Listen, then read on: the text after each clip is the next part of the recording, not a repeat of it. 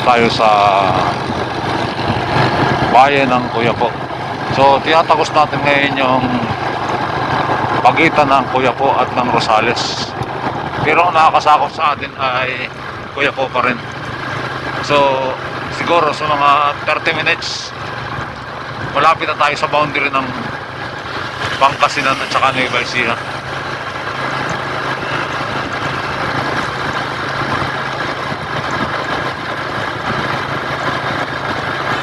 Malamig.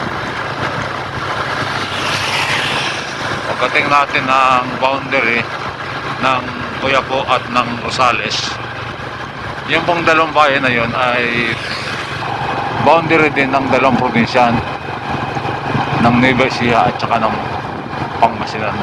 So yung boundary kasi ng Tarlac at saka ng Pangasinan ay malapit din dito.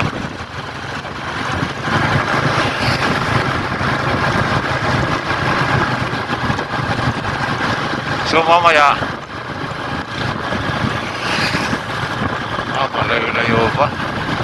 Nakikita kayong bundok na yun. Malayo pa yun.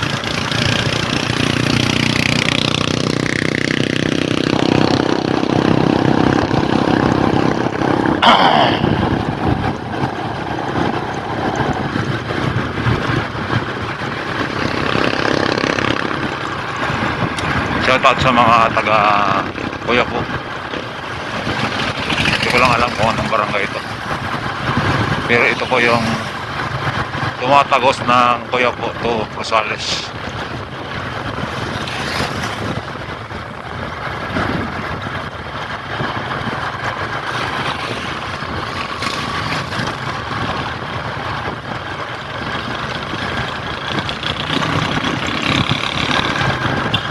Yan yung typical na mga eksena na makikita nyo po rito sa Quiapo.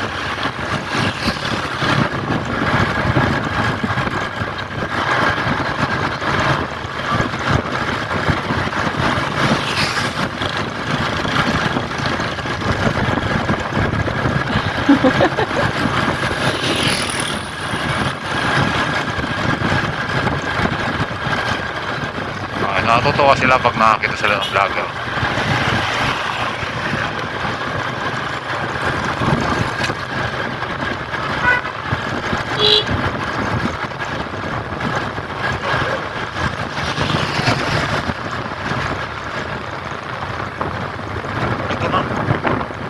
Ito na pala yung boundary ng Nueva Ecija at saka ng Pangasinan. So kakain mo tayo rito.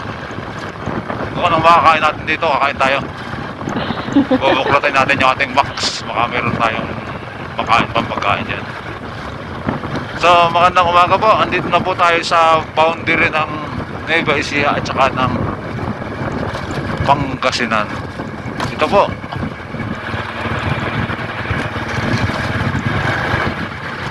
Yan.